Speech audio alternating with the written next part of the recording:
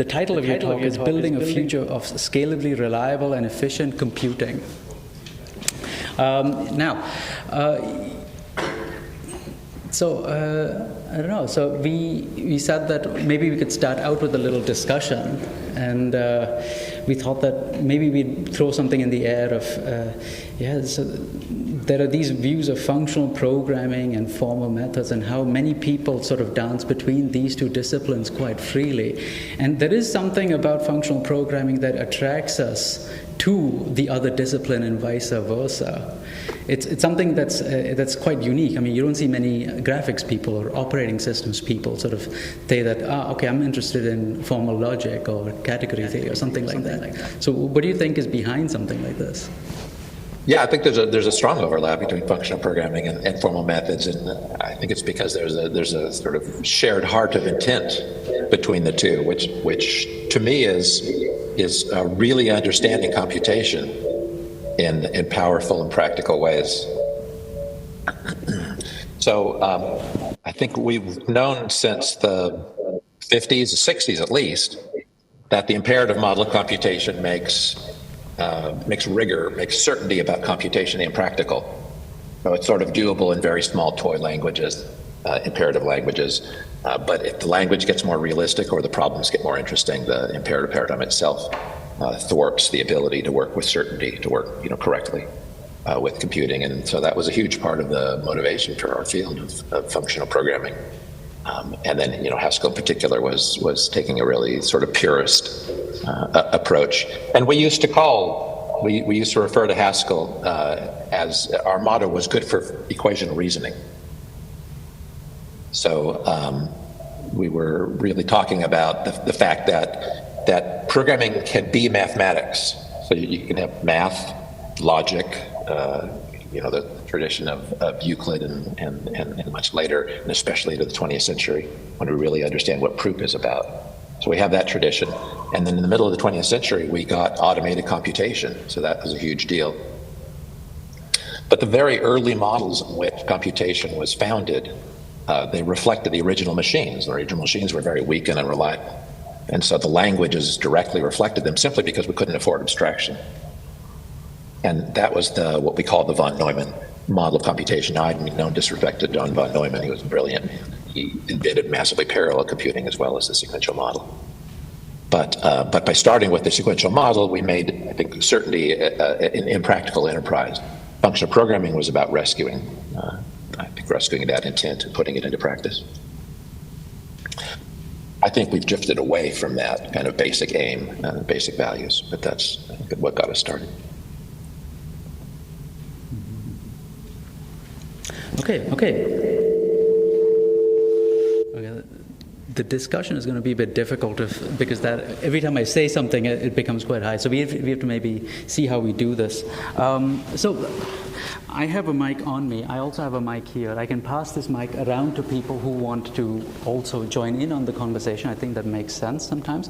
Conal, there are also some slides that you've prepared to sort of guide the discussion. Let's put those on. I think so.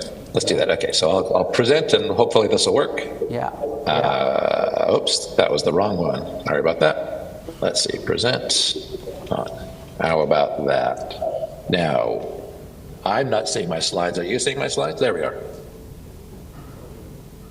So is the slide sharing working? Yeah. There we are. Thank you. Okay. All right. So, this first set of remarks is just a few slides. I've named it a Galilean revolution for computing, because and that'll mean something to you if you know about Galileo. In the early 17th century, so 1620-ish, Galileo shifted the entire discourse of Western civilization in understanding the physical universe, and the basic nature of this massive shift, I think, matches what we are in the position to do now. In other words, so Galileo, I mean, this is oversimplification to put it in one person, but Galileo began the scientific revolution, which shifted how we think about trying to understand reality, the physical universe. Before that, we were really doing guesswork. After that, we were making systematic progress. And that is what I think we're in the position of doing now with computing, that we're in the same situation overall in computing as natural philosophy was before Galileo. And we're in the position to make a huge, huge jump over the next few decades, I think. And the jump is exactly to what I'm calling unboundedly scalable reliability and efficiency. So I'll try to unpack these parts.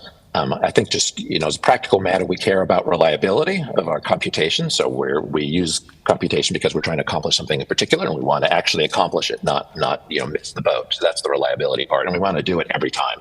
So when we create some computation and then we execute it, we want to get the right answer reliably. But also efficiency. This is another important issue. And in a sense, computation is sort of all about efficiency because we already have, in a Platonic sense, the mathematics, even the computable mathematics, but we want to realize it in physics, and that's what physical computation is. And so that's already kind of a big step from just the imaginal world into physics. But now we want to use physics efficiently. So we want to be able to do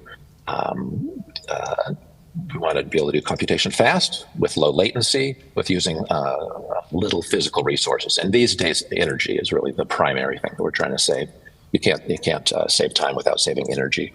And if we don't save energy, of course, we won't save our planet. So let's see. There we go. All right. So just a few words about the scientific revolution. Before the 17th century, we were piling conjecture after conjecture about the nature of physical reality. So there was a lot of guesses going on, even back to the golden age of Greece, say, circa 6 to 400 BC. And so we had lots of ideas, but we really had no systematic way to figure out which ideas corresponded to reality and which ones didn't. So which were true and which were false, in a sense. Galileo came along and he said, let's look at what we've believed since the golden age of Greece, really. For instance, that the Earth is the center of the universe, right? And that heavier objects fall faster than lighter objects. So Western civilization believed these things. Most of Western civilization believed these things for about 1900, 2000 years. And then Galileo came along and said, let's do some experiments. And he did two really important things. One was he massively improved the resolving power of the telescope. So he improved the technology there, and he was able to see the moons of Jupiter. That was finally compelling evidence that the Earth was not the center of the universe. It was a huge deal. It's often referred to as the Copernican revolution because Galileo's observations of the moons of Jupiter confirmed Copernicus's model of the universe. And then a few decades later, Newton came along and very systematically invented calculus so that he could describe the motions of the planets and the motions of all physical bodies in particular. And then the next 400 years, we've made enormous progress compared to the previous 2,000 years, and exactly because of this shift from guessing to knowing. And the difference there for the scientific revolution was experimentation and refutation. Okay, so we formed theories. We perform experiments to observe reality. We form theories about predict what reality should be up to, according to our theories. We perform experiments to see if we're right or wrong, and particular emphasis on showing that we're wrong, and then refuting, and that frees us up to look at alternative theories. So that's a little bit of context. Okay? There we go. Here's a quote I really like about this transition. This is from Frank Wilczek. He's a Nobel physicist. In this book, The Light of Being, and he says, in Galileo's time, professors of philosophy and theology, the subjects were inseparable, produced grand discourses on the nature of reality, the structure of the universe, and the way the world works, all based on sophisticated metaphysical arguments. Meanwhile, Galileo measured how fast balls roll down inclined planes. How mundane.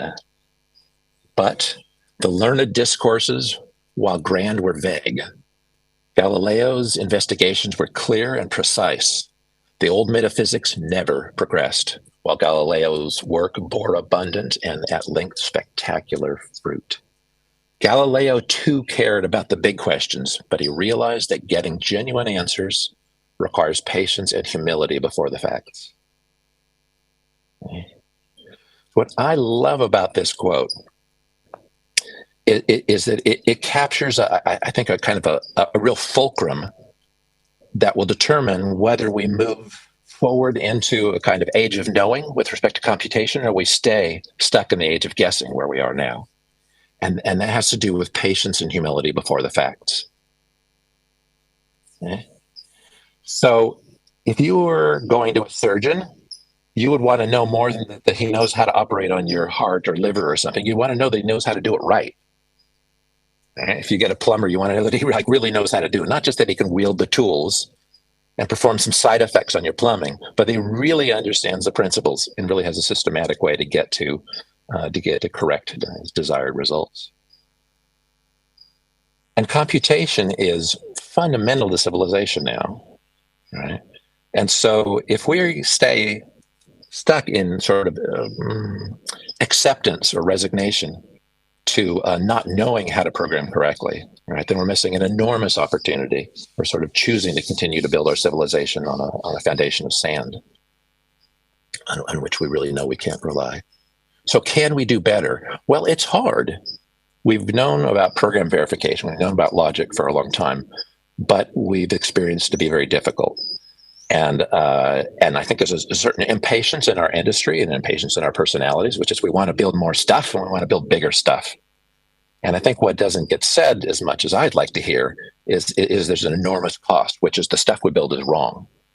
And in a sense, it's pollution, right? And that we are piling more and more of it. And the shift that I want to advocate, and that I'm personally excited about, is that we take responsibility for our trash.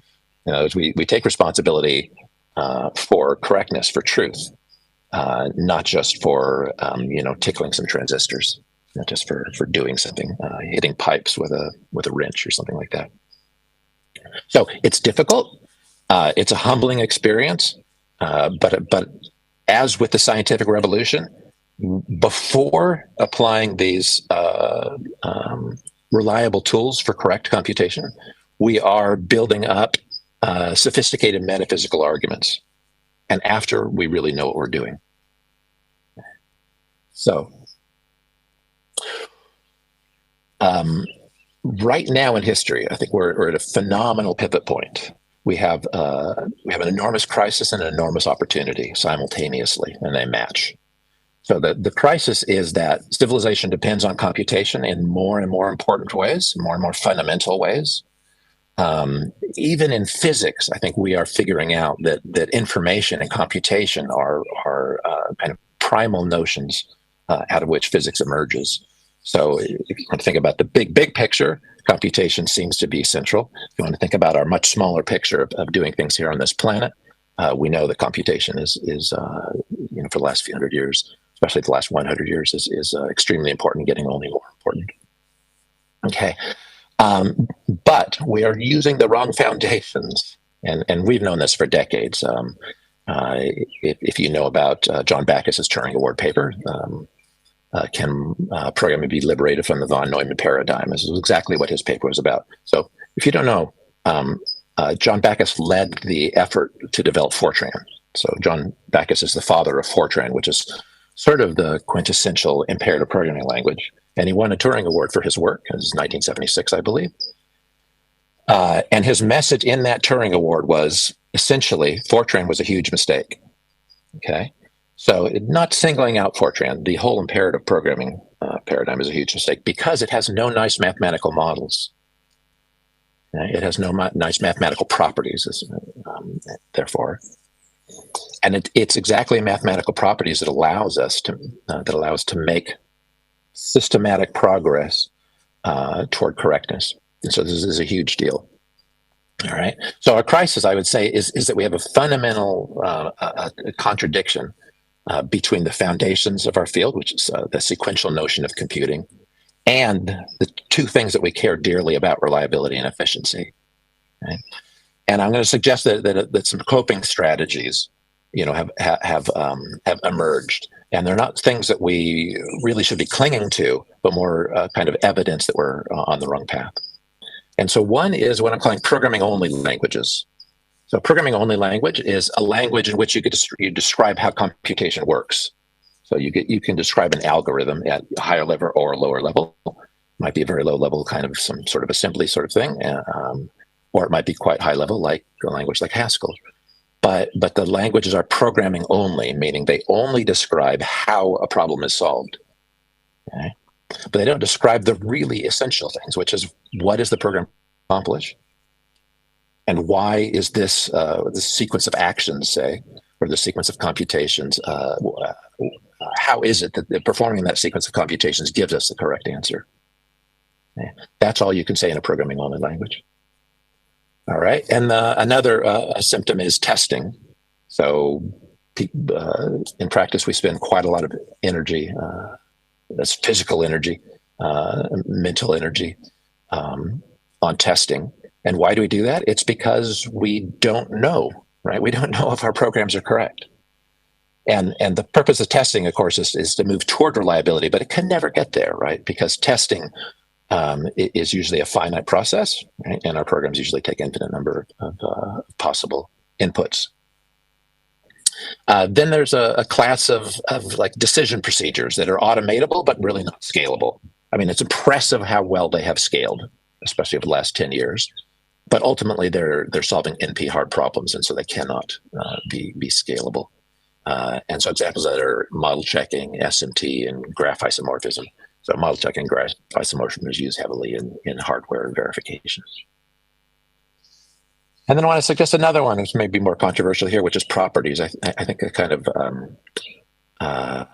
focus on properties for correctness is really missing the boat also. I think for computation, there's only one property that ever matters, and that's correctness. If your program is correct, that's all that matters. If I want to prove that something's associative, or some algorithm is say fair and doesn't deadlock, right? Or if I'm interested in language, I might be interested in typing properties, preservation progress, that kind of thing. I might prove that something or other's a functor or a monad or something like that. But really, if we know a program is correct, then it will have the right properties. It will inherit the properties from the problem that it's solving. And I've shown this kind of pattern in several papers I've written using this technique I call denotational design. So properties are, if properties fail, that's an important clue that something is wrong. But when properties succeed, it doesn't tell us that the answer is right, that we're getting the right, that the computation corresponds to the problem we're trying to solve. And then at the lower level, the fact that we're using sequential instruction sets, okay, and those instruction sets are built around a computational model that has the von Neumann bottleneck. That's the bottleneck between computation and memory, and that's extremely expensive. It's a source of enormous inefficiency. For uniprocessor designs, there's all this traffic across this bottleneck. Okay, that causes significant delay, huge delay compared to the computation itself. And when you have multiprocessor designs, it's worse because the multiple processors are competing for memory. So each of them is going to use memory inefficiently, and together they're going to use memory kind of quadratically inefficiently. So these are some symptoms, I think, some consequences of choosing the wrong basic foundation that makes rigor impractical, and then all the kind of coping mechanisms around it. Right. And so what's the opportunity? Well, the opportunity is logic. And you know, we've had some vague sense of logic for thousands of years. Euclid gave us a much better sense of logic, which he applied initially to two-dimensional geometry. But then, you know, over the next, well, there were the Dark Ages. That was a difficult time. Then we started into what we call science now. And reasoning, mathematics became more mature. But really in the 20th century, is where the huge revolution happened, the logic revolution happened, because in the 20th century, starting with Frege and Peano and Gödel and Haskell Curry, you know, was absolutely part of it, Gerhard Gentzen and so on, we really figured out what exactly logic is. And that means what are logical propositions and what are proofs. So the ability to distinguish between a valid and an invalid argument is the kind of fulcrum point. And we developed that understanding at the beginning of the 20th century, refined it into a very beautiful form. Middle of the 20th century, we got automated computation. Of course, we'd had computation, you know, for thousands of years, but we had automated computation. machine automated computation in the middle of the 20th century. And in the second half of the 20th century, we put these two pieces together. We had logic, we had computation, and then we had automated or computed logic. And that's the opportunity that we have now. And in particular, these understanding of logic and then understanding of computation and languages, we put these things together into one coherent whole, and that is dependently typed, purely functional programming. What you might call a total or strongly normalizing functional programming. That's where we are now. So we have the need to improve our foundation for computation, and now we have the tools to do it. Okay. So I'll say a few words about scalability. So remember talking about reliability and efficiency. Okay. Now reliability is easy if you do just trivial things, right? You just kind of look at something. It's trivially simple. We can use our limited cognitive abilities to be sure enough that it's correct. Okay. Also, if we don't care about efficiency, then we can use the simplest algorithm. All right. So the simple problem, simple algorithm, we can get reliability. We can also get efficiency if things are very simple. If we're really just not doing very much. Okay. But when we bring in scalability, everything changes. Okay. So if we had extremely modest ambitions, we wouldn't need these power tools. We've already outgrown such small ambitions, and we want to go much, much, much further. Okay. So if we want efficiency in our computation or reliability, then there's an essential piece that I really think we cannot get away from, which is correctness. Okay? So I'm making it a little subtle distinction here between reliability and correctness. Reliability is, yeah, it works most of the time, or it works within a certain precision. Whatever, it's got some wiggle room. Okay, that's what I'm calling reliability. But now, if you want to scale up reliability, we have to understand what happens when you combine mostly reliable things. Okay? So if you have some programs, each of which is mostly, let's say, is most likely correct, when you compose them, is the composition most likely correct? Maybe, maybe not. Right? So if every program has like a 95%, if every let's say function has a 95% chance of being correct, you compose 5 of them together. Actually, I haven't done the arithmetic. You compose a few of them together, you get below 50% quite quickly. Okay. So imperfect reliability is not compositional. That's really the point I want to make here. If you put mostly reliable components together, you get a mostly unreliable result. All right. So because we care about scalability, because we have ambitions already in the present and much more in the future, we care about compositional reliability. And what I'm suggesting is the only way to get to a compositional notion of being almost correct is to be entirely correct. Because entirely correct, that is exactly dependable, is the only thing that doesn't lose reliability when you compose it. So you compose perfectly reliable things, you get a perfectly reliable result. All right. Now, what about efficiency? So this is a phenomenon I've noticed my whole career, which is that working for a company, somebody will create some code, maybe it's in C or C++ or C# or whatever, and they care about its efficiency. And so they will make it more complicated. They will optimize it, right?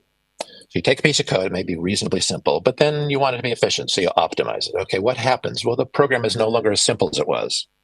All right, it's a little faster and a little less simpler. Well, now we optimize it some more. It's a little faster and a little less simple. What happens? Eventually, the code gets to the point where nobody dares touch it. And the reason is that we've already hit the threshold of whatever tolerance, the engineer or manager or whatever it has for unreliability has been hit. Okay? So optimization is self-defeating, what I'm suggesting, without proof. And with proof, it's not. And the reason is that without proof, you don't know when you broke your program. And with proof, you do know, because your proof fails to go through.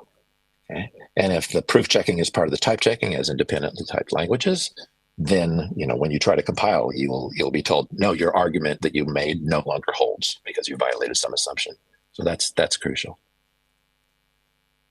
All right. So what I'm saying is that efficiency, in a non-trivial sense, for it to be a practical endeavor, and I really want to emphasize, I'm trying to make a really practical argument here. So for efficiency to be scalable, we need correctness. And the only technology I think that we have now for correctness that is scalable also is proof. Okay, and then when I say proof here, I mean to an extreme. I mean machine checkable proof. So how do we get correctness? Well, correctness is hard, right? It's easier to guess than to know. Because if you're only guessing, you don't have to do the verification step. And also you don't have to deal with the fact that your guess is incorrect, as it often is. So what do we do about the difficulty of correctness? And I think the answer is the same as we do with the difficulty of everything, the cognitive difficulty of everything, which is we need compositionality. Okay. So for correctness to be a practical endeavor, it has to be compositional. Now, that's probably sounds obvious to most of us here because we're doing functional programming in large part because of its compositionality strengths. But the kind of history of verified computation, whether it's software or hardware, is mostly people build big artifacts and then try to prove them correct. Okay? And that is non-compositional approach to correctness, and it's hopeless. So if you build a big thing, maybe you build that out of smaller pieces, you put all the pieces together, but they're just the computations, not the specification, not the proof. You get some big thing, and now I'm going to want to, is it correct? All right, well, it's really kind of too late. It's impractically difficult to prove complicated things correct. What is practical is to prove simple things correct, and then to compose the correct things to get other correct things. And when I say composing correct things, what I mean is I compose the specifications and the implementations and the correctness proofs. Okay, so when I say compose, I don't just mean the program. I mean the entire logical structure. Okay, now, so compositionality is the answer, but compositionality has its own challenges. And in particular, if you're doing correct programming, which means you have theorems, correctness theorems, means you have specifications. So the implementation is not its own specification. Maybe seems obvious, but I'm going to say it anyway. Every program is correct if you take it to be its own specification. Okay? Because then you're just saying the program is itself, which is not worth saying at all. So the quality of the specification matters a whole lot. Now, why don't we choose a program to be its own specification? Okay? Because we want to understand the specification, and we have to understand it with our brains. Right? So because we're understanding specifications with our brains, they have to be simple. Okay? Our brains are very powerful, but they're very limited in terms of kind of reliable use of logic and not making mistakes. So if we want to have large scale correct, we need to build them out of correct things. Okay? And so the specifications at every step have to be simple enough that we really understand what it is we're accomplishing. So a program could be complicated. It's not ideal, but it's okay. A proof can be complicated. It's not ideal, but it's okay. A theorem that is a correctness statement cannot be complicated, because if it is, it loses its value. Right? Because if you look at a program and you say, I have a proof of correctness of it, that doesn't mean anything without knowing its specification. I need to look at a simple specification, simple enough that my brain can reliably work with it. Okay, and then I need a proof that the program matches the specification. Okay? And my brain isn't responsible for that proof correctness. That's what the type checker is for, the proof checker, the proof assistant is for. Okay, but the theorem, that is the specification, has to itself be simple in order for us then to understand it, but also to then use it to build up correctness proofs for more complicated things. So as a very practical matter, compositionality relies on elegance. So how do we get elegance? Okay, and what is elegance? There's a quote I like very much. It's from Murray Gell-Mann, who's also a Nobel-winning physicist, and he says this. He says he's talking about scientific theories. He said we consider a theory to be beautiful or elegant if it is simple, which is to say, if it can be stated precisely, and if it can be stated concisely in terms of mathematics that we've already learned for some other reason. Okay? So the idea of elegance is twofold. What is it, and why does it matter? So what is it? It's the ability of a theory, or you could say a specification, to be expressed very succinctly in terms of mathematics we've already learned for some other reason. And let me say for some of the reasons. So we've already paid for it. It's like my proof involves linear algebra. A whole lot of other things involve linear algebra. And so, hundreds of mathematicians have worked out the theory of linear algebra very, very successfully. Okay, or calculus. It's already been paid for, and then we can express our theory in terms of it very concisely. So that means the problem-specific aspect of our specification is small and simple, or what we might call elegant. Now, how do we get that in programming? Well, I want to say we get it in programming by having simple denotations and working with homomorphisms. Okay? So what's a denotation? A denotation is just a mathematical meaning. So if you have something that you're working with in your mind or in a program, and you have a mathematical model for it, this thing I'm going to think of as being lists or a function of time or a function of space, right? Or some kind of infinite tree or something like that. It's a simple, precise mathematical model. Okay. Now we're going to execute in physics on some machine that's doing, electrical flows through transistors and that kind of thing. But that's the implementation. The model is going to be something much simpler, like functions of reals or something like that. Okay, it's going to be mathematically simpler, I should say. All right, so that's what I'm calling the denotation, or you could say the model. And the simplicity of that model it affects everything in the reasoning process. So how successful we are with it, how easy it is to do. So that's the simplicity is really important. And then homomorphism. Homomorphism is really the essence of what computation is about. I have a problem. It's not about physics, but I have some physics. I'm going to call it a machine. Right, and I want to somehow use the machine to give me information about the question I'm interested in, which is maybe purely a mathematical question, or it could be formulated mathematically, maybe some statistical analysis, something like that. Okay, so what does the physics have to do with the math? And I think at its essence, there is always an analogy between the implementation and the problem we're solving. Okay. So like, does your program manipulate numbers? No, it manipulates bits, right? Those bits represent numbers. There's an analogy between the bit sequences and numbers, and the bit representations and numbers. And the analogy, for it to be reliable, right, has to be exact. It has to be precise. It has to be able to be formulated. And that's what homomorphism is. Homomorphism is a mathematical word for precise analogy. Okay, so I think that's really the essence. Now, these days, a much more popular approach to reasoning about programs is using operational rather than denotational models. And those models are much more complicated because they're essentially virtual machines. They're not actual machines. They're a little simpler than actual machines, but they're more complicated than the essential problem we're trying to solve. So the approach of operational semantics, which is really dominating our field right now, I think fails to give us elegance because the theorems are quite complex. Because they involve all of this operational machinery, none of which is necessary in an actual simple specification. So they fail at elegance and therefore compositionality, and therefore make correctness impractical. And they fail fundamentally at efficiency as well, operational models, because of course they're extremely unrealistic notions of machines. So if you think of them as giving you operational insight, they give you terrible insight, because it's sort of a silly sequential virtual machine. If you lean on them to give you insight into the problem you're solving, they fail there too, because they have all this weird virtual machine kind of stuff going on that makes matters murky. Okay. So now let's come back to Haskell. All right. So where does Haskell fit into this story?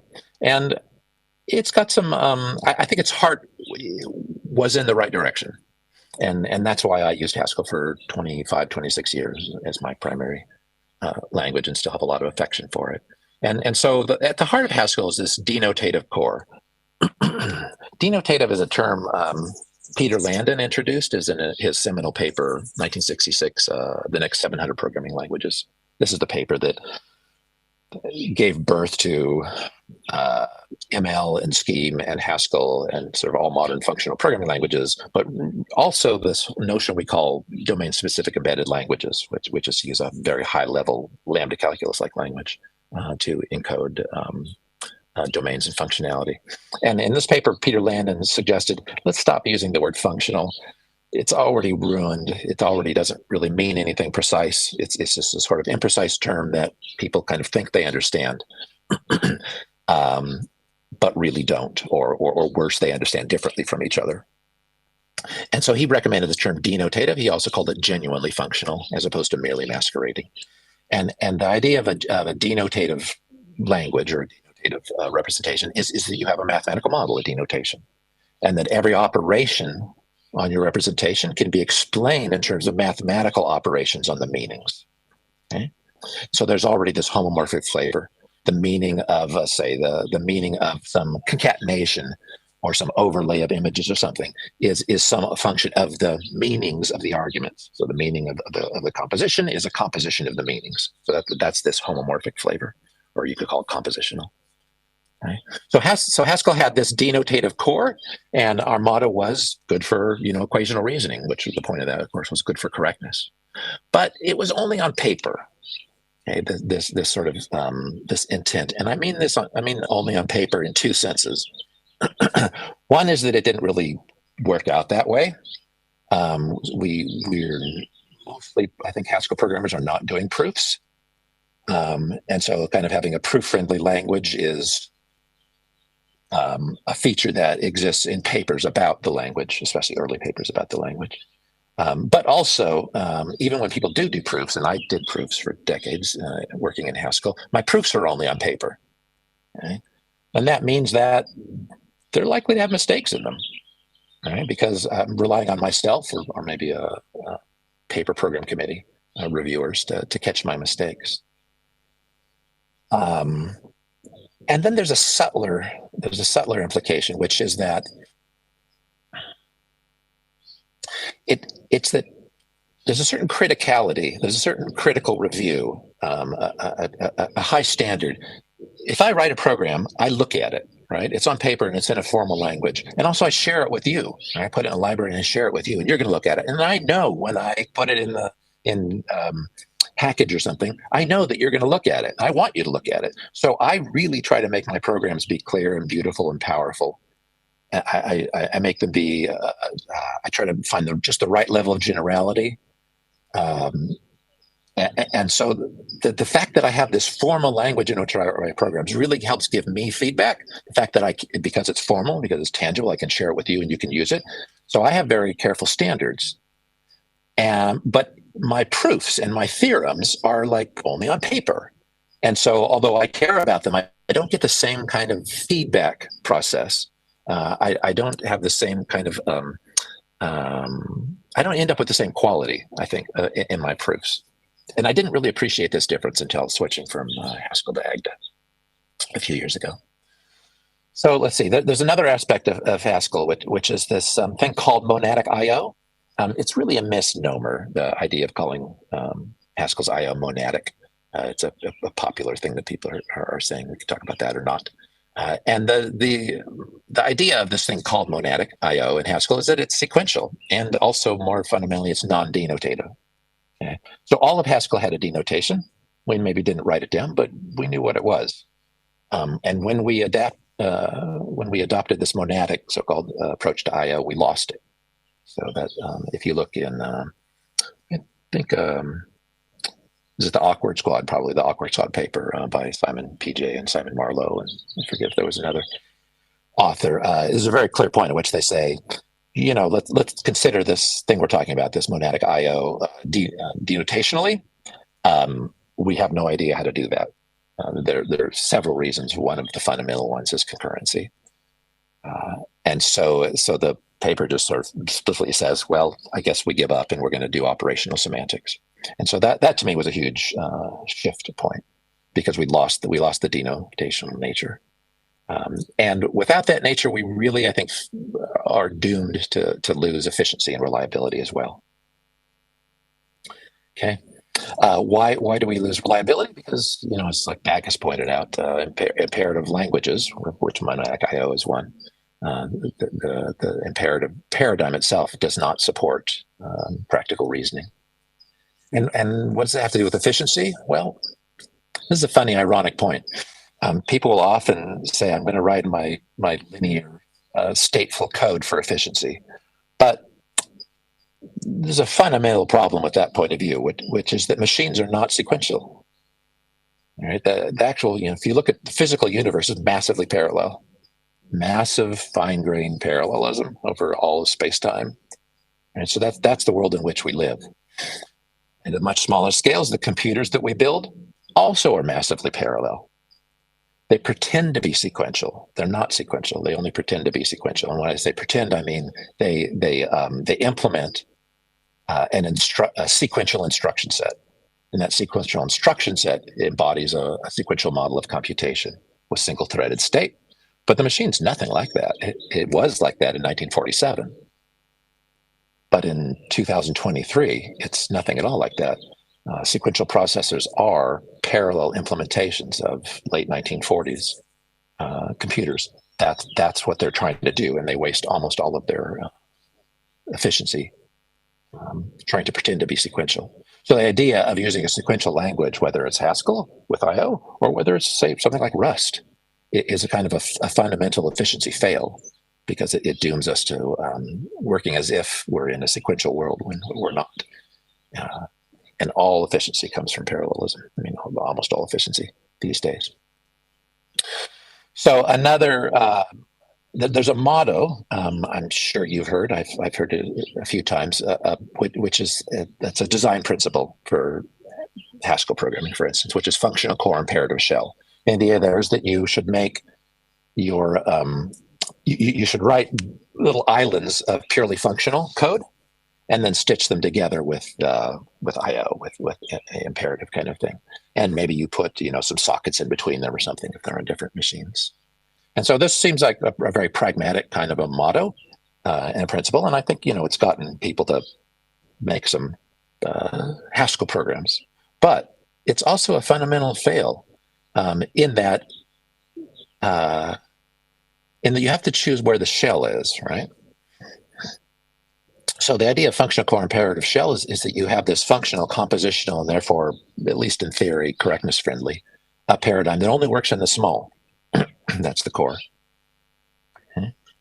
And then if you want to do a large-scale computation, maybe it's because it's distributed, that the implementations can be distributed across the planet or the solar system or whatever.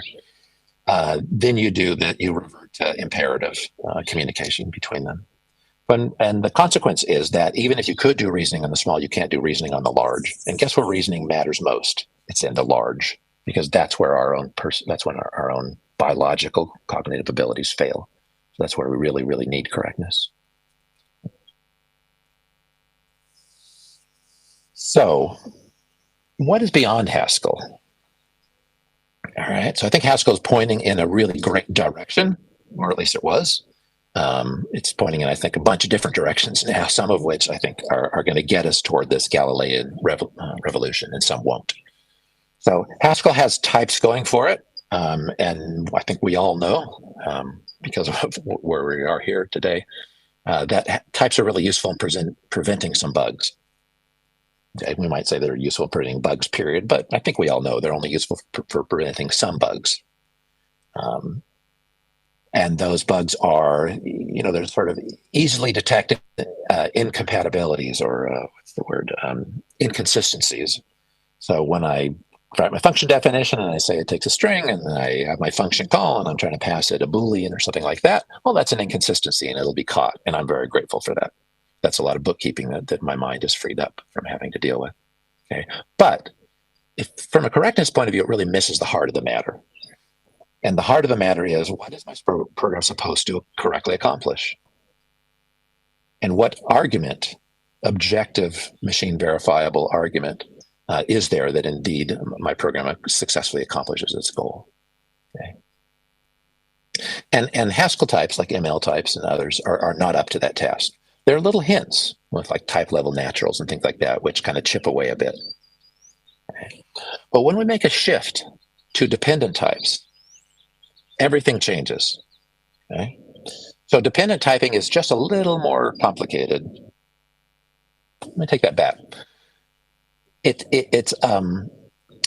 dependent types give you more flexibility. So we already have the ability to put in Haskell types. You can have types in your terms. Okay, so you have type terms, so lambda equivalent something or other. That's a term, but it has a type in it. Okay, with dependent types, you can put terms, that is things that denote values, into your types as well. Okay, it kind of completes a symmetry, and it actually makes us for a simpler sort of arrangement. Okay. But the difference in power is enormous. It means that now types can have complete specifications of correctness. And before there was just kind of superficial consistency checks before dependent types. After dependent types, it's everything. It's the entire specification, the entire definition, precise machine understandable definition of what it means to be correct, without having to say how we accomplish it. Okay? So the type contains embodies correctness entirely, without having to say how we accomplish it. That's what the definitions, the terms are for. These types are actually simpler, as well as being much more general than Haskell types, because of the consistency. For instance, if you want to deal with natural numbers in your types, you don't need 3 natural number representations, as in Haskell you only need 1. And it goes much, much beyond. You can have quantifiers and types and that kind of thing as well. It's hugely powerful. So we get full computation in our types. Okay? But types, because we've made them more powerful, types are not what we kind of think in Haskell as types being. Types are logical propositions. Types are anything you can express logically in constructive logic. Okay. All right. So if you haven't done much say dependently typed programming, or if you've done it for maybe a little more consistency checking rather than full correctness, it'll probably be mysterious what correct programming is like. So I just want to give you a little taste of it. I'm going to spend just a few minutes on this, because then I'd like to really get back to question and answer. So let's see. I'm going to now try and switch my slides, and we will see whether this works or not. Let's see, is it that one? Oops, not that one. Okay, let's switch slides to that one. Did that do anything? Oh, it didn't do anything. Let's see. Oh dear, what happened here? Okay, that definitely didn't mean that one. Let's try again. I think that's it. Let's try position. Okay. There we go. Yeah, that's not really the one I meant, but that'll have to do. Okay. I wonder, maybe I can just get the right thing here. Take a minute. Slides. I think I just grabbed the wrong thing. Grab off my computer. Uploading. Let's see. Language derivatives. Talk. That one. Okay. Let's see. I get it here.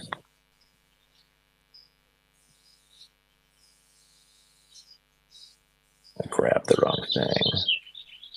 Okay, I'm going to switch to presenting from my screen. I think I could do that now. Okay, so present. Share screen. There we go.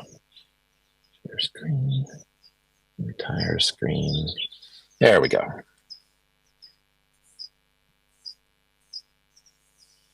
Okay, great.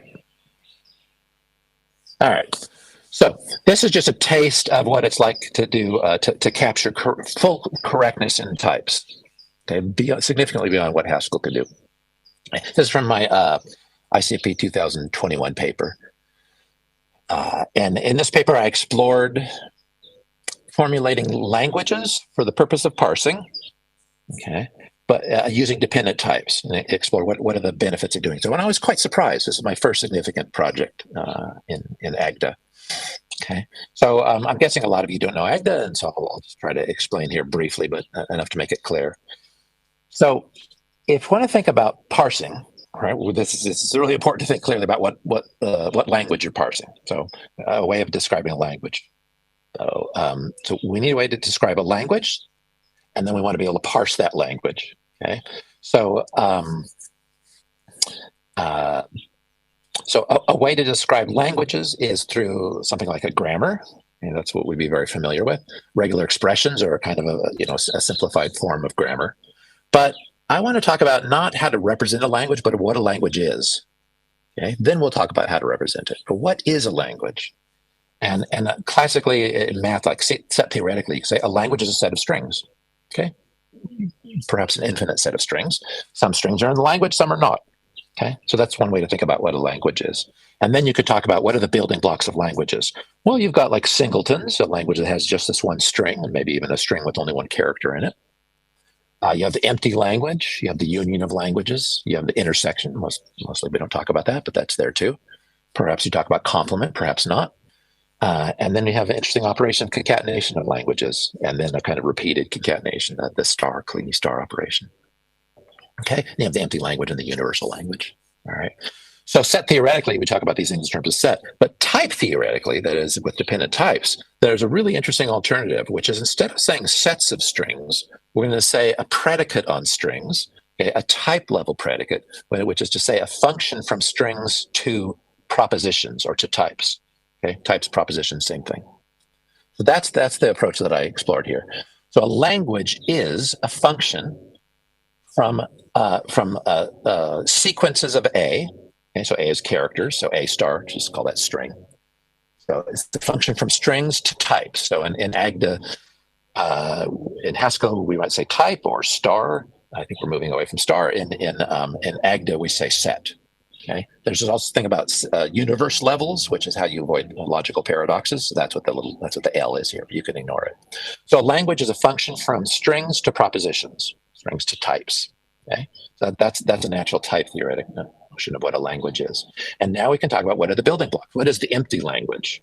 Okay. Well, it's a language, so it's going to be a function. You give it a string, and it's going to give you a type, a proposition. Now, what is that proposition? It's the proposition that the string is in the language. That's it. So it's a very, very simple idea. Okay, so in other words, this function doesn't tell you whether the string is in the language in a computational way. It tells you what it would mean for it to be in the language. It gives you the type of proofs that the string is in the language. So the empty language, no matter what string you give it, there are no proofs that that string is in the language because the language is empty. Okay, so given a string W, right, we want to see whether it's in the empty language. It's going to be a proposition, and that proposition is the proposition false, or it's written bottom. Okay, so that's the uninhabited type, the empty type. So that just means that if you want to know whether a string is in the empty language, that's equivalent to asking whether the empty type is inhabited. And the answer is no, it's not inhabited. There are no proofs. The universal language is also very simple. A string is in the universal language. What does it mean for a string to be in the universal language? Well, every string is in the universal language. That's why it's called universal. So the type there is the unit type, okay, or the top type. So the bottom and top are often called empty and unit. That's another way to call it. All right. For the union, the string is in the union of languages P and Q if it's in P or it's in Q. So that little union with a plus, that's the in Haskell we call that either. String to be in the intersection of languages, it's in both languages. And now here's a really interesting one. I want to focus on the third line of the second column, the right column. And that star operation, that's what I'm using for concatenation. I call it star because it's really convolution. Language concatenation is language convolution. So here we're going to say a string W is in the concatenation of languages P and Q. Okay, well, when is a string in the concatenation of two languages? Well, this is exactly what it is. The string is in the concatenation of P and Q if and only if there exist strings U and V, right? That concatenate to form W, such that U is in P and V is in Q. Okay? So this is exactly what language concatenation means. Okay? But I want you to notice that unlike the empty and the universal languages, and even the union and intersection, this one is very non-computational, okay, concatenation, because this recipe really, really doesn't tell you how to determine whether the string W is in the concatenation. It just says exactly what it means. Okay? So in order to find out whether indeed W is, you'd have to find an inhabitant of this existential type. In other words, a proof. Right? An inhabitant of a type is a proof of a proposition. Okay? And in a dependent type system, an existential type it's a product type. It's just a product type, but the type of the second element depends on the value of the first. That's the dependent aspect of the dependent product. Okay. So I was really impressed. This was one of my first experiences with Agda. I was really impressed with how neatly we could give a definition that exactly defines what language concatenation means without it all hinting toward an implementation.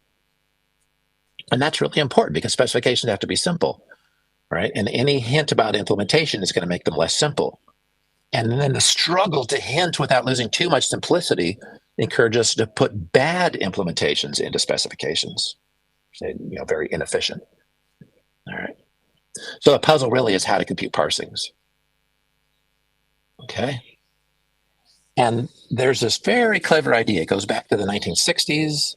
A fellow named Janusz Berzozowski came up with this method he called derivatives, parsing by derivatives, recognizing regular expressions in particular as regular languages by derivatives.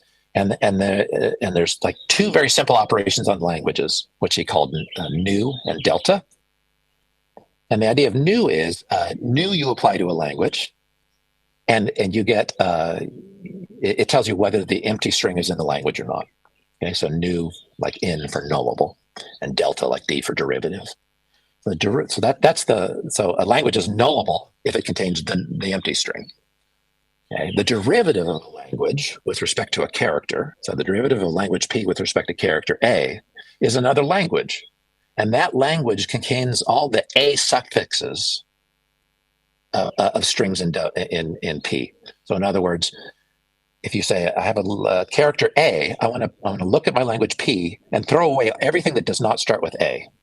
Okay, so what I have left is a bunch of strings that start with A, and then throw away the A from the beginning of those strings. That's the derivative. Okay, and a very, very simple way to say that is W is in delta PA if A cons W is in P. And that's the complete precise definition. And now the clever thing is that if you apply derivatives given a language and a string, you take the derivative of the string of the language with respect to the first character of the string, okay, and you get a residual language. And then you take the derivative of that with respect to the second character in your string, and so on and so on and so on until you run out of characters. Okay, and then you ask, is the resulting language nullable? In other words, does it have the empty string? Okay, and your original string is in the language if and only if that final residual language is nullable. And that's what this little theorem here on the left says. It says that if you do a left fold of delta over a language, and then finally, after the composition here, and then finally you have nullable, that's exactly equivalent to the language itself. Okay?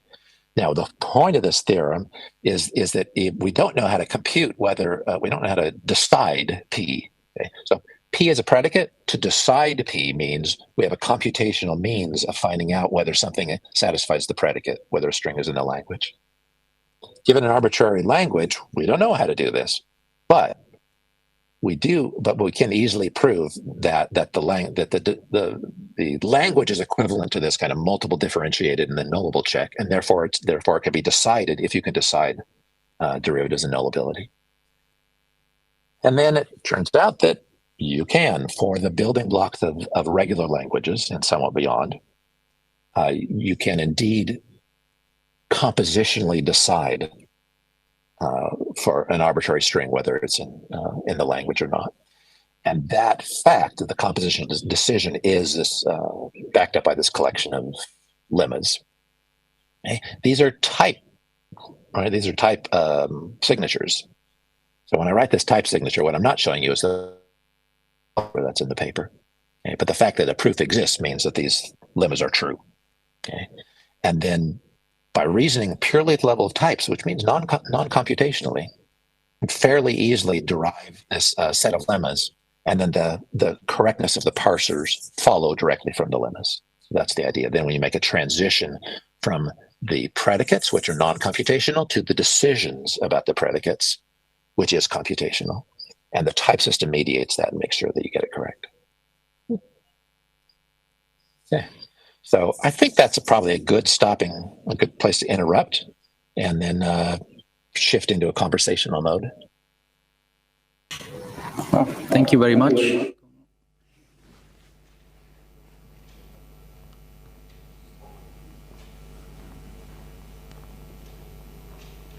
And I see we've used a lot of our time already. So of course, if anybody wants to leave.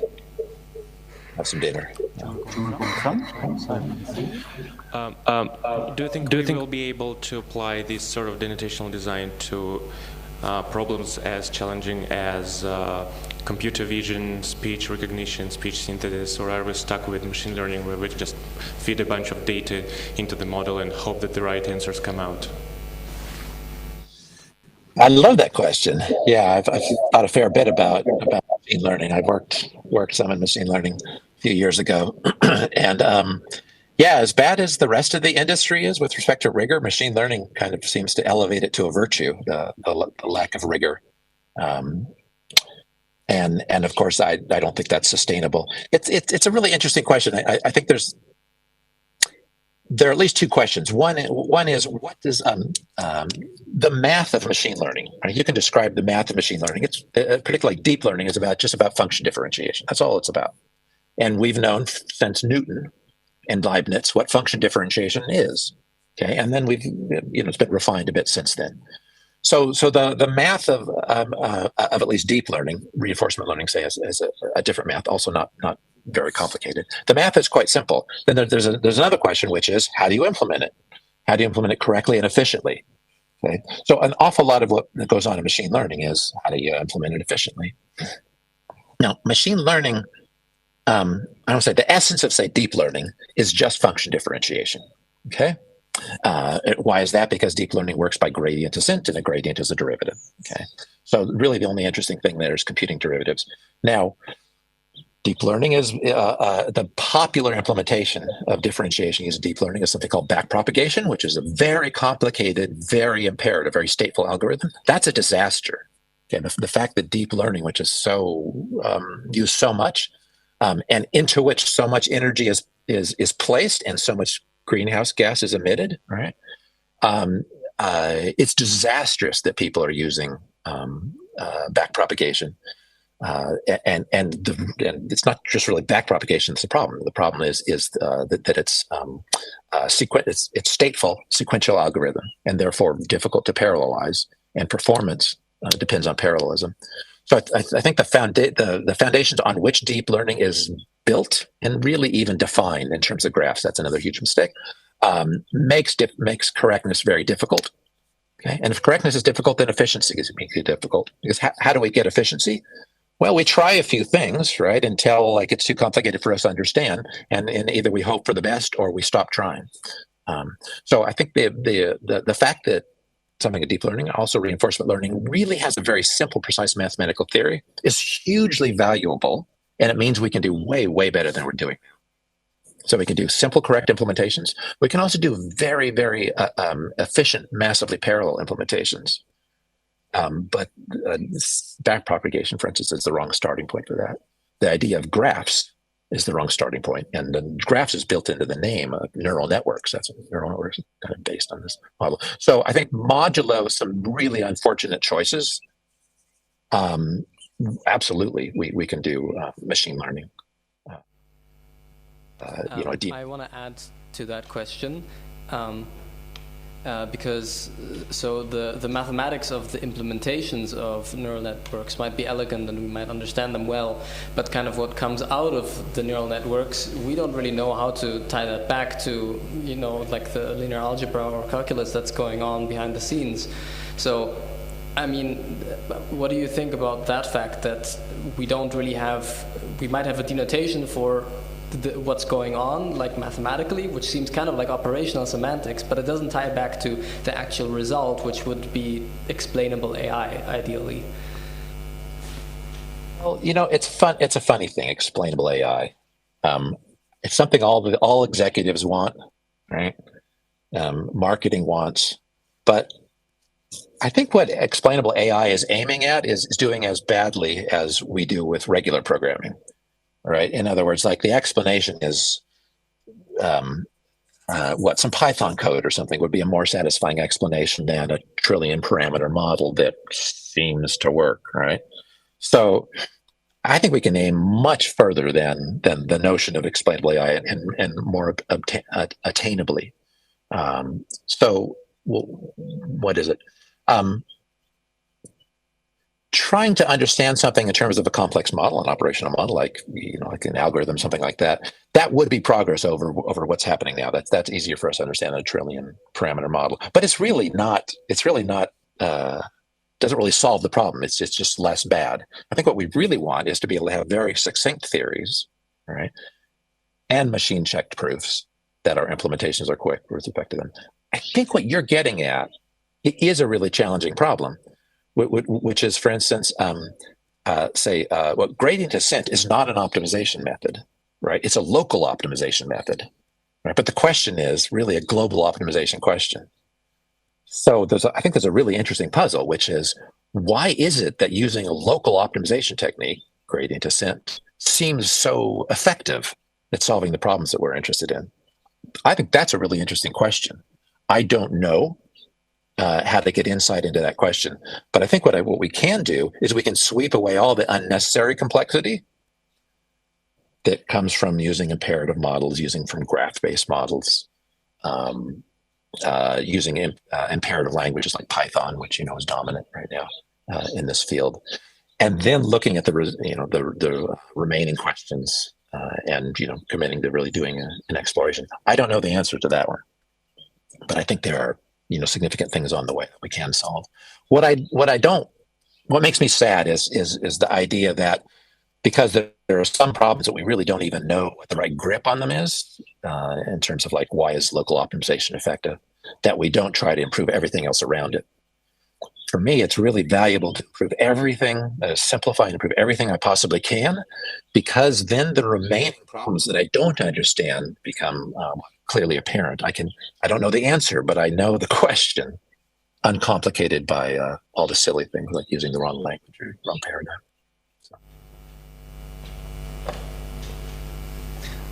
Hi. So I find all of what you've been telling very inspiring. Is actually one of the reasons why I came to this conference. And my central question is, so apparently what you're describing has much fewer moving parts than traditional approaches to software development.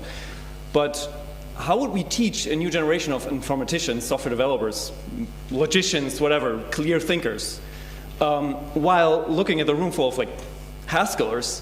All of what you're telling seems quite obscure. Do you have an intuition how to approach this problem? We apparently, we have an industry of churning out software developers. We have millions of them, but we don't have that many language designers, I don't want to say philosophers, but logicians who are capable of doing the type of thing that you're talking about. Yeah, great. Thank you. Thanks. I can throw out some suggestions. I really don't know what will be effective, and I think it's an incredibly important question. I really appreciate you bringing up. How do we make this shift? There are some helpful past experiences. There's a very famous book written in I think it was the 70s by Thomas Kuhn called "The Structure of Scientific Revolution." This is the book out of which the modern usage of the term paradigm shift came. So Kuhn modernized and spread that term. And the book is really about how do scientific revolutions take place. And Kuhn in this book looks at some successful ones, including the revolution from the chemistry, Lavoisier, and certainly the quantum physics revolution and relativity. So a variety of these things. So there are certain patterns that help make people more open to it. So basically, a scientific community is defined by its paradigm. The dominant paradigm in our community now, in our science, so to speak, field is sequential programming, sequential stateful programming. That's true even of Haskell with monadic I/O. As Kuhn points out, we need to have some conditions. One of them is that there's a collection of problems that the community really cares about that they understand they can't solve within their paradigm. Okay. Another one is that somebody has a credible replacement paradigm. Okay. So we can look at some history and see how we have made really important shifts before. That's one factor. Another one is I think we got to have honest conversation about our values. So we know MIT used to teach scheme, That was their main programming language. That was the first programming language, and it was a great choice. It's not our choice because we like types. Okay, so we don't use Scheme. We use something else like Haskell. But MIT even abandoned Scheme in favor of Python as their main language, and that's the industry is basically calling the shots, right? This is what even MIT should be teaching in order to feed us people who can help us with our short-term quarterly profits.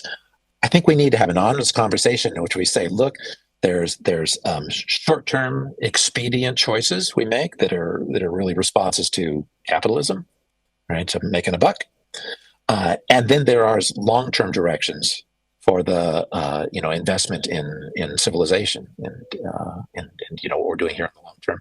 And so, to me, all the differences, which is what we want to accomplish. If you want to make a buck, you should study Python, and you should use Google's thing or NVIDIA's thing or something like that.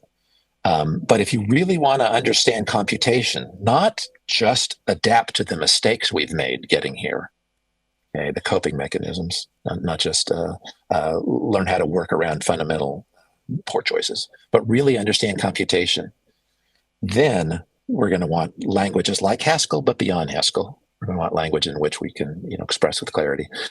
So first of all, being clear about what our goals are, and it's all right if some or half or maybe even most of us are doing short-term survival-oriented things, but we really need to say that, look, that's not getting us to where we need to go as a civilization and make multi-generational, investments.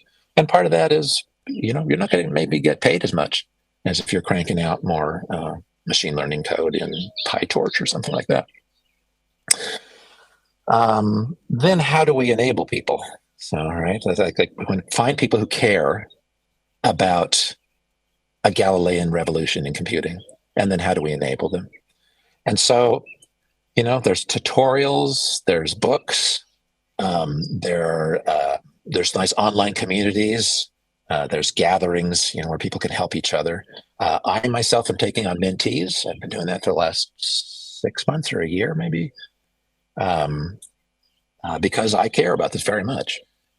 So I put out an invitation if people want to learn and demonstrate the benefits of this approach, rigor with elegance, for doing computationally impressive tasks. Come and talk to me. Another thing that I'm investing in a lot is demonstration. So my main focus these days is hardware design, correct hardware design. So the way we use hardware now is extremely inefficient, and it's to use processors like a Intel or ARM or something like that processor, or a RISC-V or something like that. Extremely inefficient because of the basic architecture of needed to implement sequential instruction sets. You can get a factor of like 1,000 to 10,000 in performance efficiency improvement if you can design your own hardware. Okay, well, designing hardware is really hard, but I don't think it's necessarily hard. I think it's only accidentally hard. So I've been working for the last 2 years on doing on a basis for doing correct hardware design. And correct, I mean proof. And when I mean elegant specifications and machine check proofs. And what I'm hoping to accomplish is just like showing people, no, you really can do this. If you care about performance and you care about scalability, you have to care about proof. If you care about proof, you have to care about elegance. Otherwise, it's not tenable. So more of these sort of efforts. And then, hope for the best. Hello. Thank you for the talk so far. This is a bit strange question, but basically we're writing programs as specification, right? We can write arbitrarily complex types, which are, so we are not limited in our specification. And for me, that begged the question, what if we write specifications for these specifications? What if those become too complex to understand? I feel that we might not need this meta specification, but yeah, what are your thoughts on this? Thank you. Yeah, thanks. That's great. So I think your remark, I really like. I think your remark is that what we get this ability to do correct programming by beefing up the expressiveness of our types. But if we do that, then maybe our types will end up as being as complicated and therefore untrustworthy as our programs were. So do we need another level? I think we are already seeing this phenomenon that you're talking about, or we're seeing hints of it in the programming language theory literature. What is it?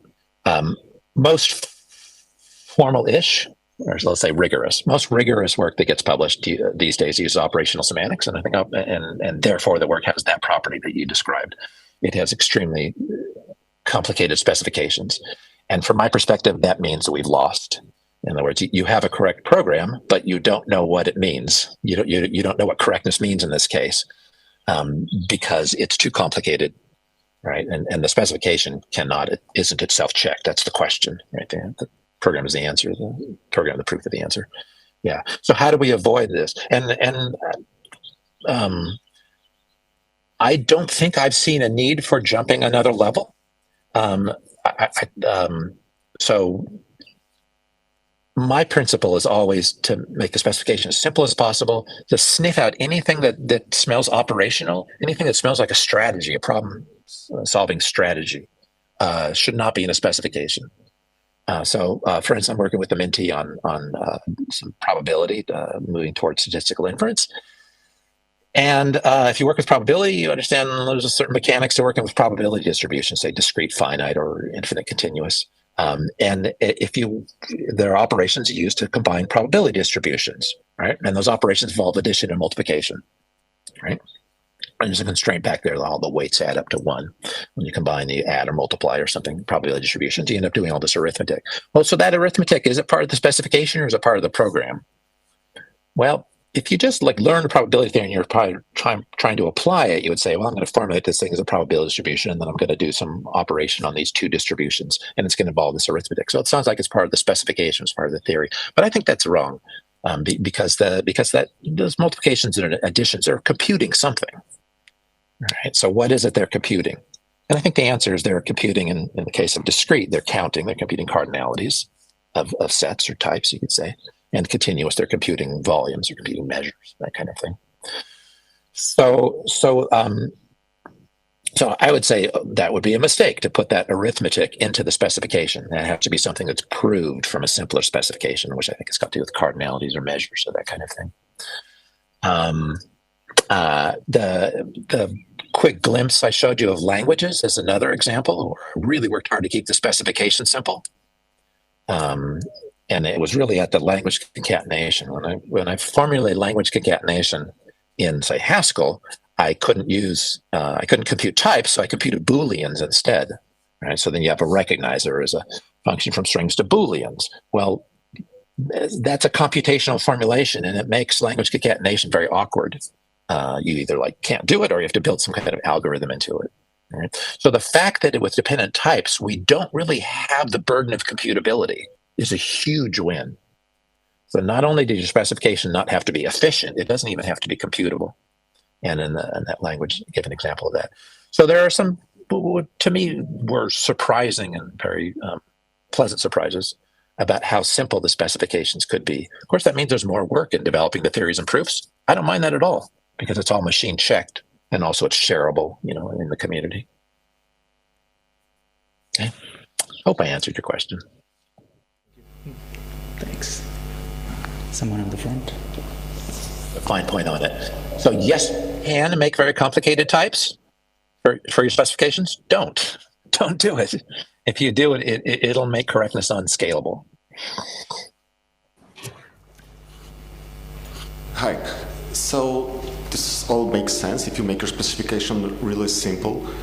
But going back to hardware, if you want to give an example how this works, in hardware we oftentimes already have upfront, not a specification but a description that committee came up, for example, in communication protocol, that's very operational by their design, and you have to conform to that.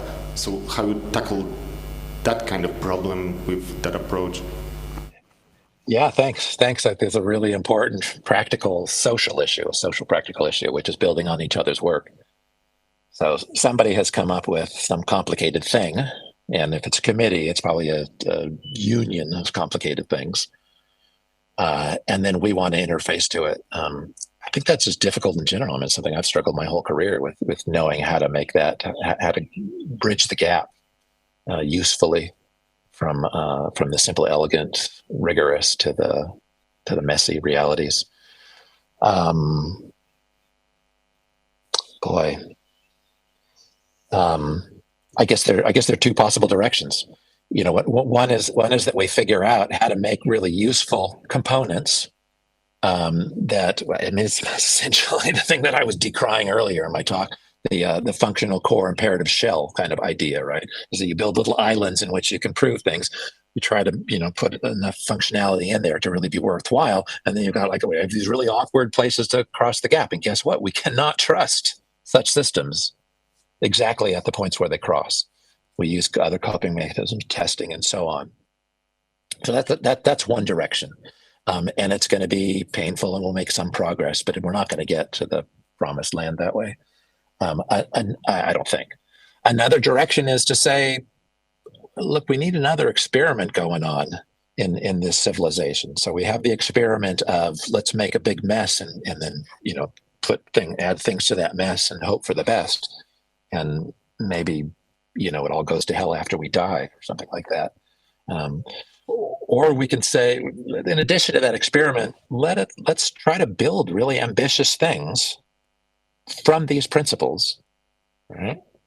And that, I think, is what the physicists are doing, right? So the world changed in Newton's. So Newton changed the world, right, in the late 1600s, but then Einstein came along and changed the world in the early 20th century, and Heisenberg and Dirac and Born and Niels Bohr and Schrodinger and so on with the quantum revolution. And they didn't just patch, right, what the old folks were doing. They didn't, try to, add a module to Newtonian mechanics, just like Newton and Galileo didn't add a module to theology. They really said, look, it's come to a point where we have to make a clean break. And it's going to be difficult, and it is difficult. And our results are not going to be terribly impressive at first, just as Galileo's were not impressive compared to the theologians and philosophers of the time. But this is the path, to me, that's worth betting on. And so even though we're outnumbered 1,000,000 to 1, it's still the right path. And it'll be the one that will, I think, bear fruit in the long term. And this whole dark period of imperative programming and design by committee will have to be a thing of the past. Well, thank you for the question.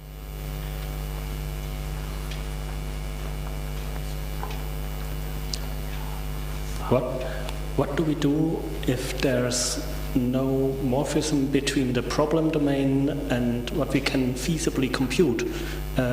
For example, where we usually use floats and numerical computation. Yeah, thank you. That's great. That's great. I sweated that one for a while, that question myself. Yeah.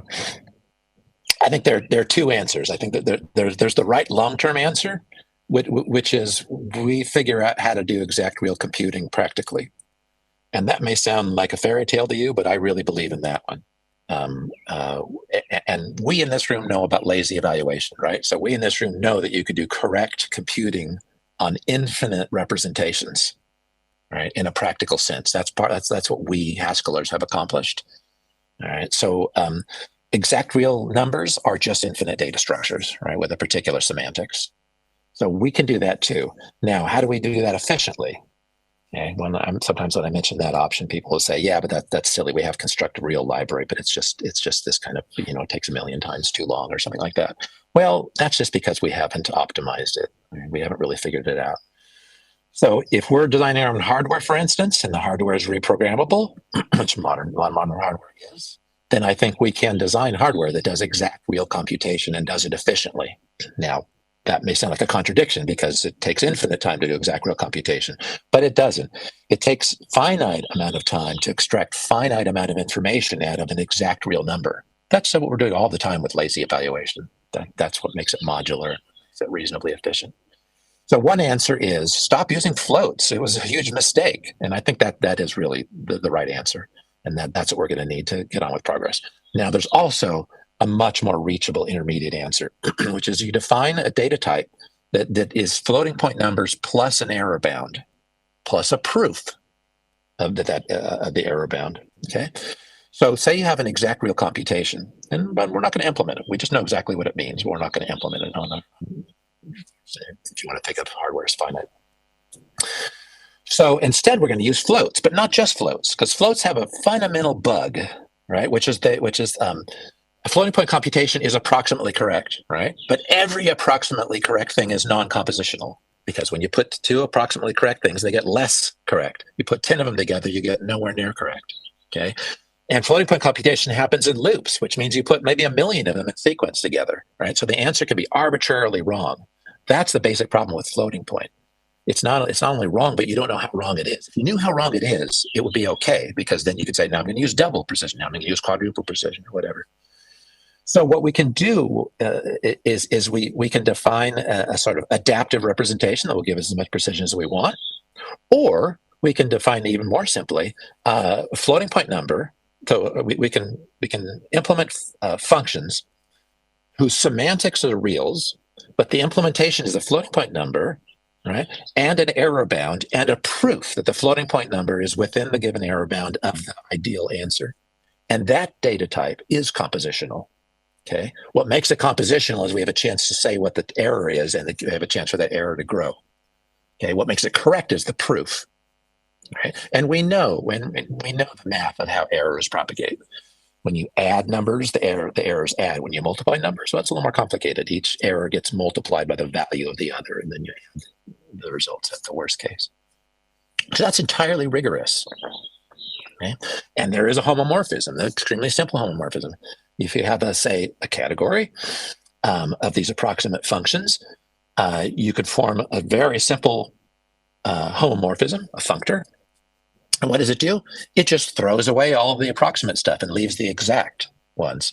Now, I've left the non-computable part. Well, that's fine, because the non-computable part is the specification. Specifications don't have to be computable.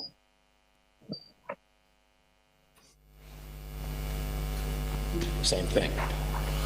If you have a process, instead of being approximately corrected, you can also maintain these probabilities and proofs of them. So I see that there are no hands up, so that's, that's good. Thank you very much, Conal. That was a great talk, and I'm glad everything worked out, almost. Thank you very much. Yeah, and I really appreciate the opportunity to be here, and it's great to see you all. I'm sorry I missed you in person.